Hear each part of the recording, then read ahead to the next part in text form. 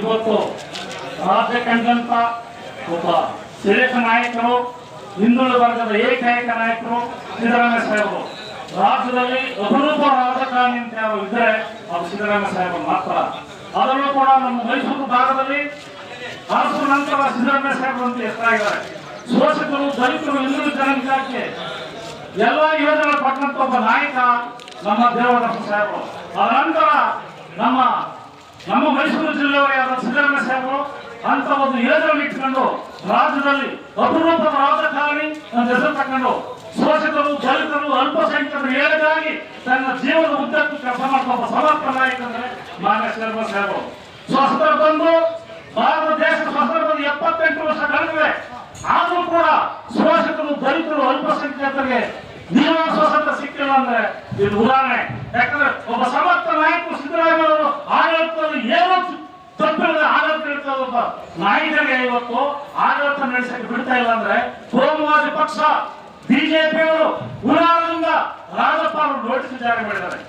ಹಾಗೂ ಜೆಡಿಎಸ್ ಮತ್ತು BJP comment ಆಗಿ ಸಿದ್ದರಾಮಯ್ಯ ಸಾಹೇಬರಿಗೆ ಮೊಕದ್ದಮೆ ಮಾಡಿ ಅಧಿಕಾರ ಇಳಿಸಬೇಕು, ದಲಿತರ ಶೋಷಿತ ವರ್ಗದ ಪರ ಕೆಲಸ ಮಾಡ್ತಾರೆ, ಅವರು ಎಂದೂ ಅವರ ಪರ ಇರಬಾರದು, ಅವರಿಗೆ ಮತ್ತೆ ಚುಕ್ಕಿ ಬಟ್ಟು ಇಟ್ಟು ಅವರ ಕೆಳಗಿಳಿಸಬೇಕು ಉದಾಹರಣೆ ಇಡ್ತಾರೆ. ಇದು ದೇಶದಲ್ಲಿ ಖಂಡನೆ.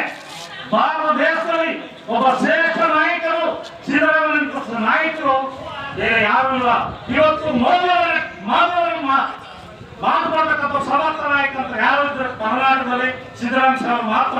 ಆದ್ರಿಂದ ಅವರನ್ನ ಸೋಮನ್ನ ಕಡಿಮೆ ಮಾಡಬೇಕು ಅಂತ ಹೇಳಿ, ಅವ್ರನ್ನ ಬರಣ ಕಡಿಮೆ ಮಾಡಬೇಕು ಅಂತ ಹೇಳಿ ಇಲ್ಲ ಸರ್ ಅಪರಾಧ ಮಾಡಿ ಸಿದ್ದರಾಮಯ್ಯ ಸಾಹೇಬರಿಗೆ ನೋಟಿಸ್ ಜಾರಿ ಮಾಡಿಸ್ತಾರೆ. ಇದು ದೇಶದಲ್ಲಿ ಖಂಡನೆ. ಸಂವಿಧಾನ ವಿರೋಧಿ ಬಿಜೆಪಿಯವರು, ದಲಿತ ವಿರೋಧಿ ಬಿಜೆಪಿಯವರು. ಆದ್ರೆ ಇವತ್ತು ದೇಶದಲ್ಲಿ ಕಂಟ್ರೋಲಾಗಿದೆ, ಪ್ರಜಾಪ್ರಭುತ್ವ ವ್ಯವಸ್ಥೆ ದೇಶದಲ್ಲಿ ಕಂಟ್ರೋಲಾಗಿದೆ. ಅದಕ್ಕೆ ಬಿಜೆಪಿ ಕಾರಣ. ಆಡಳಿತ ಪಡೆಯಬೇಕಾದ್ರೆ ಇಲ್ಲ ಸರದ ಮಾತ್ರ ಹೇಳಿ ದಲಿತರು, ಹಿಂದುಳಿದ ಜನರ ಓಟ್ ತಗೊಂಡು ಆ ಜನರ ಕೈ ಬಂದು ಬಳಸ್ಕೊಂಡು ಮತ್ತೆ ಅದೇ ಕೈ ಜನರನ್ನೇ ಅವರು ತುಳಿತಾ ಇದ್ದಾರೆ. ಇದು ದೇಶದಲ್ಲಿ ಖಂಡನೆ. ಇವತ್ತು ನಮ್ಮ ನರಸೀಪುರ ತಾಲೂಕಲ್ಲಿ ಶುರು ಮಾಡಿದ್ದಾರೆ, ರಾಜ್ಯದ ಉದ್ದಾರ ಮಾಡಿದ್ದಾರೆ. ಆದ್ರೂ ತಾಲೂಕು ವ್ಯಾಪ್ತಿಯಲ್ಲಿ ನಮ್ಮ ಜಿಲ್ಲಾ ವ್ಯಾಪ್ತಿ ಮಾಡಿದ್ದಾರೆ. ಇನ್ನು ರಾಜ್ಯದ ಉದ್ದಾರ ಮಾಡ್ತಾರೆ. ಆದ್ರೆ ಸಿದ್ದರಾಮಯ್ಯ ನಾಳೆ 12ನೇ ತಾರೀಕು ಆದೇಶ ಬರುತ್ತೆ. ಖಂಡಿತ ಅವರು ತಪ್ಪೇ ಇಲ್ಲ, ಆದ್ರೂ ಕೂಡ ಅವ್ರಿಗೆ ಕ್ಲೀನ್ ಶಿಕ್ಷೆ ಸಿಗುತ್ತೆ. ಯಾಕಂದ್ರೆ ಅವರು ತಪ್ಪೇ ಮಾಡಿಲ್ಲ. ನಮ್ಮ ಸ್ನೇಹಿತರು ಮಾತಾಡಿದ್ರು, ಅಂದು ಜಡ್ಜ್ಮೆಂಟ್ ಕೇಳಿದ್ರೆ ಇದರಲ್ಲಿ ಸಿದ್ದರಾಮಯ್ಯ ಪಾತ್ರ ಏನು, ಸಿದ್ದರಾಮಯ್ಯ ಪಾತ್ರ ಏನು ಅಂತ ಬೇರೆ ಲಾಯರ್ ವಾದ ಮಾಡಿ ಕೇಳಿದ್ರೆ ಅವ್ರ ಪಾತ್ರ ಏನೂ ಇಲ್ಲ. ಆದ್ರಿಂದ ಸಿದ್ದರಾಮಯ್ಯ ಸಾಹೇಬರು 12ನೇ ತಾರೀಕು ಅವ್ರು ಏನಿಲ್ಲ ಅಂತ ಕ್ಲೀನ್ ಸಿಗುತ್ತೆ. ಮತ್ತೆ ರಾಜ್ಯದಲ್ಲಿ ಇನ್ನು ಉಳಿದಂತ ಅವರೇ ಮುಖ್ಯಮಂತ್ರಿಯಾಗಿ ಇರಬೇಕು.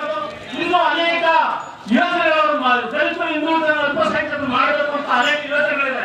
ಅದೆಲ್ಲ ಅವರು ಸಂಪೂರ್ಣ ಮಾಡಬೇಕೋಸ್ಕರ ಈ ರಾಜ್ಯದ ಒಬ್ಬ ಧೀಮಂತ ನಾಯಕ ಸಿದ್ದರಾಮಯ್ಯ ಸಾಹೇಬರಿಗೆ ರಾಜ್ಯದ ಎಲ್ಲಾ ವರ್ಗದ ಸಂಘಗಳು, ದಲಿತರು, ಎಲ್ಲಾ ಜನರು ಕೂಡ ಅವರು ಗಮನ ಕೊಡ್ತಾರೆ. ಆದ್ರೆ ಇವತ್ತು ಶೇಕಡ 90% ಕೊಟ್ಟು ಸಿದ್ದರಾಮಯ್ಯ ಸಾಹೇಬ್ ಬರಲಿದ್ದಾರೆ.